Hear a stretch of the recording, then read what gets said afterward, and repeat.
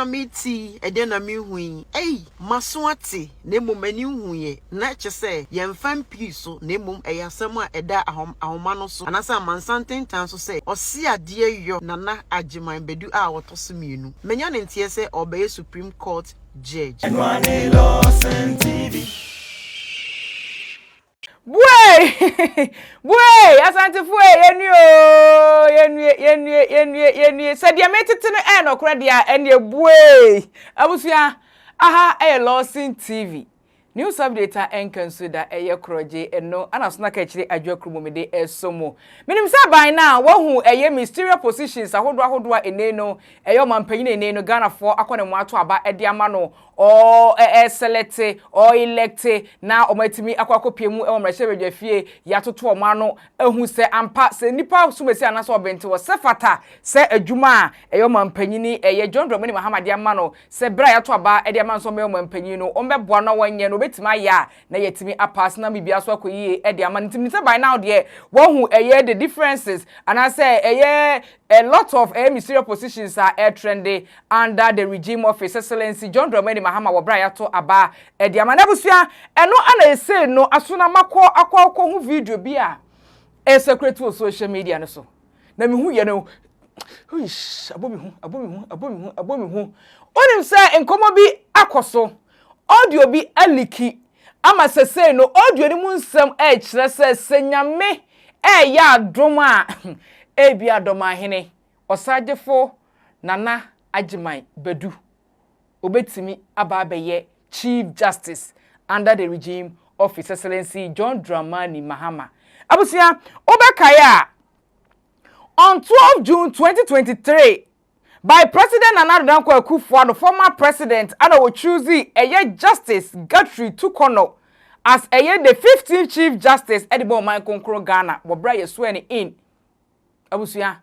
Se so mampanyini dada Nana Akufo-Addo edi dwuma gejina bewie and as what dia bewie am say no President elect Mahama ya inaugurate no say no was starting a juma on the 8th January 2025 was starting a juma gidigidi anya asem ketwa and say ndi kan sha ase no kopiemu e social media no so traditional media no so a ubehu say wa posti the mysterious positions ahodo wo de emma ni MPs any other people mo qualify so metimi aboa no amana ye adwuma na Ghana for be na elaborate say say Akufo-Addo wo free so anti justice Grassroots say bi wo de dwuma dey na abaweye who is going to be the Chief Justice under the regime of President-elect John Dormaahene Mahama.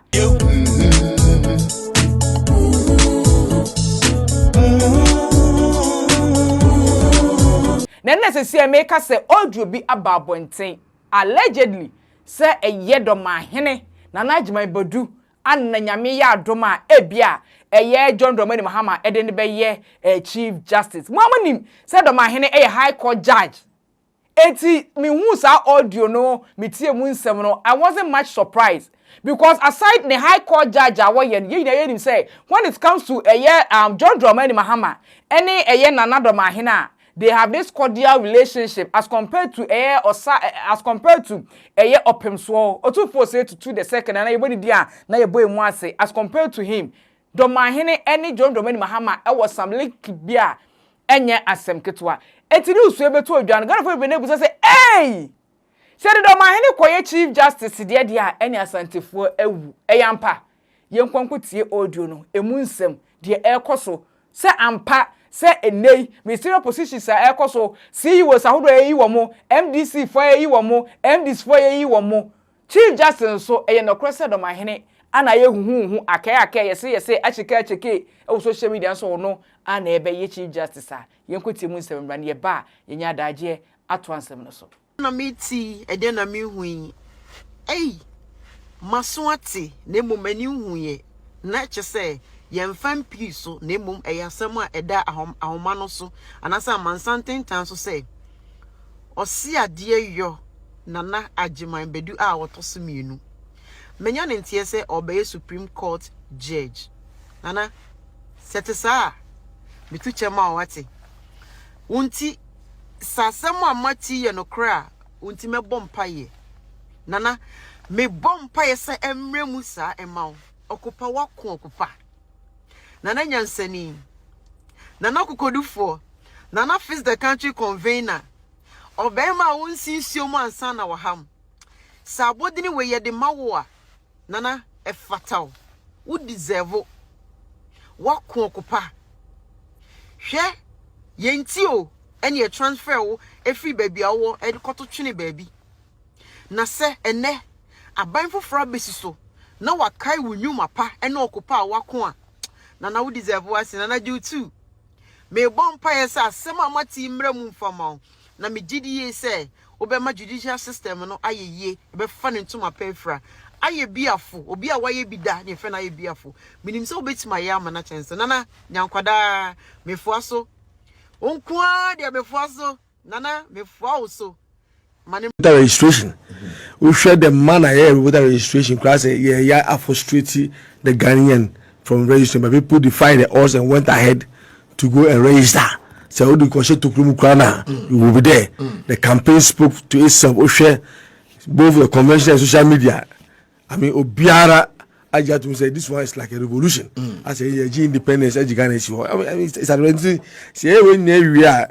It tells you, I believe you say. Yeah, by appointments, amount for expectation be very, very, very high. And that's why I say, Unya now deal was out at least 2 months. It was said, Okono, Umawajun said, there are millions of Ghanaians are air show. Now, also, you may be it should be impactful in their lives. When we say, over the years, you now appointed Samaba. Now, Obeba Nyasa Kunyana, Ninyamubi obey. Yes. Scandals, but no Akojimu. Now, ordinary party branch executive, or not the baby, or communicate with the baby, or no argument in your favor. Abra, now we are scandals. I mean, this should not be entertained in this government. And knowing who His Excellency is to say, don't question any more. You be Yama. Now, brand new way, this is a fata. Senabaya, the integrity is a bata abino, a call. Look, this is not a time. Ya power we are office na see obi aba won chain a party person e bi kwa information keke no hia Okay. na ne be ya obefa nya opinion na man say information no I ask him and you don't what people don't know is that sometimes information is a huge resource obi no need more that baby o hia 1 or 2 guidance be from opinion min chance fa na fa how far high be yi enyi sika but say the be ya obehu ni palokra no calls are on fire, text message are on reply. And when we begin on that tangent, a build up a certain anger level, we're here now could do because be a man for better. Benya sa friends lack of confidence in the party. Into you say we are ambassador for the party by way of appointment and you need a lot of experience to be able to garner this. And I'll share issue I've seen a lot of these complaints. You know, now I work with the Nila Futabo as a personal aide. Okay. Because the virtual, I was in charge of everything about him. And anyone was still oh yeah, of course. I've been with him for the past 12 years. Wow. When he was a voter regional minister, I was in charge, fully in charge. Wow. 2 friends across the and see Babs. And you know, there's a way you communicate with the party person. Look, they just want to be listened to. Utie na assembly we are na uni baby assembly no be or the no ni baby ho like you don't only be a solution one but we be a resource but you okay assembly okay now we are there are some people when they can say no to I saw for the MP I'm also an assembly member I was an assembly member now we have done a budget of this at the assembly so let them get you a letter and make sure say you will eat into the assembly budget relative to where and now the ban and we are good to go nipana and the problem solved. And so the point is that the people should even know their responsibilities assembly of the bar and who will remit as an MP you should be able to know where it goes to. The people want to be listened to, the people want to be heard, the people want to be respected. Say anamo bomb on chain here go up and down here keep fit near the other here TV for bomunu. But shouldn't be say we na fe na me shall into me. The moment it becomes that na your goodwill na enya we because unprecedented na a tiaba form and the party needs to keep growing. We should also say after 8 years and then the goodwill should go away. Uye unyama year that breaking the 8 year can was it's possible. Say it me I see depending on how I don't think say there's this cliche say okay 8 years no do say say advantage man or at that point na ekoyema the ordinary Ghanaian. Why should the person change? Many researcher be din common na pay, and he told me that how our 2024 elections in the coin so moya moniema yi as a party he sees NDC breaking the 8, Of course, because say moya moniema yi to moniema yi na ebi a reshuffle we are asum kakra we sumra now they are balancing books so that omo are agitated from the onset no.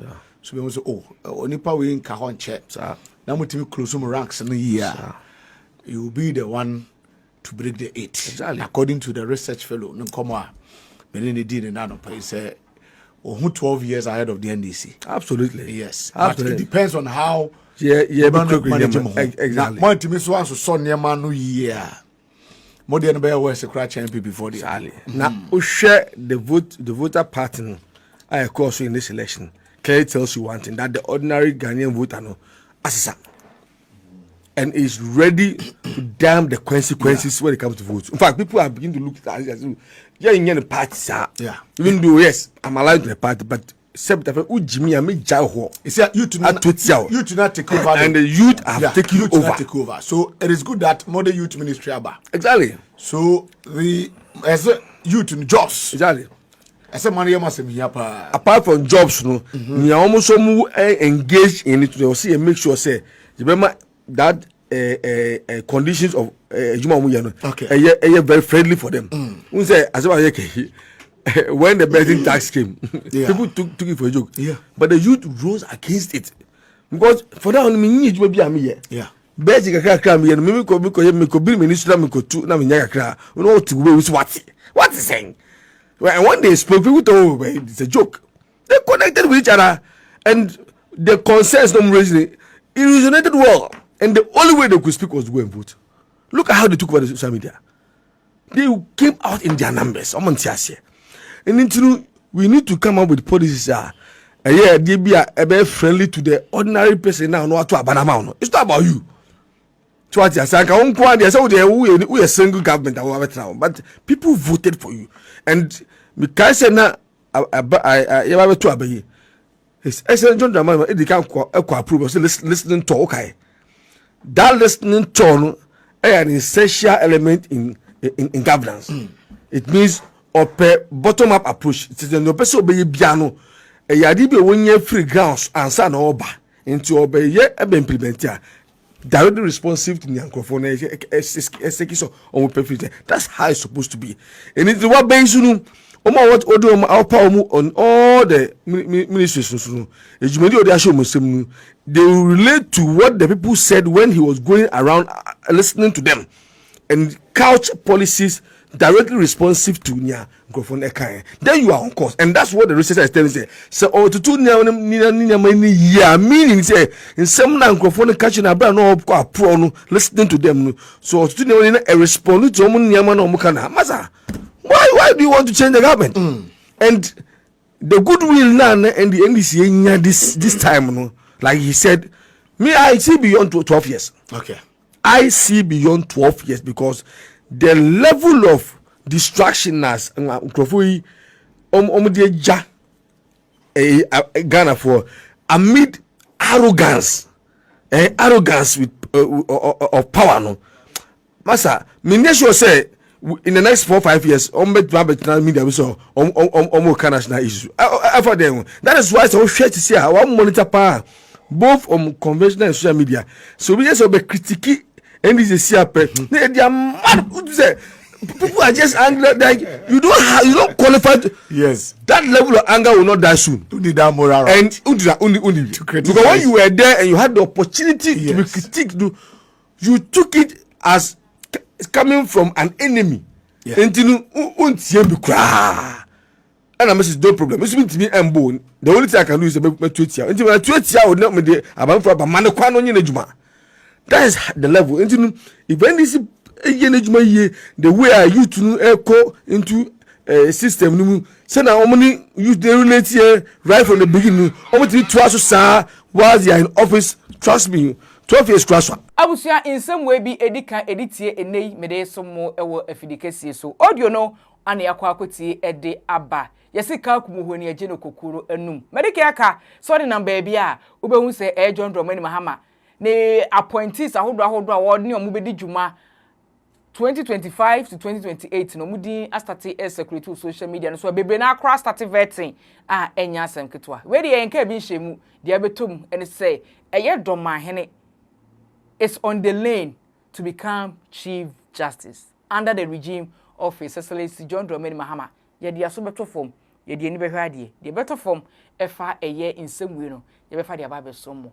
Share some say the skin code cosmetic and a boy chidom. Anam ni sedi na is macra. Keep watching. Move on to LORDSON TV. Keep watching. Don't change it. Keep watching. Don't change it. Keep watching. Don't change it. And one LORDSON TV.